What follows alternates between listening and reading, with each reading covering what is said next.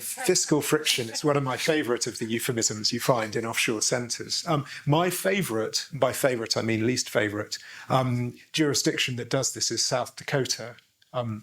South Dakota invented in a sort of by accident, really, something called the perpetual trust.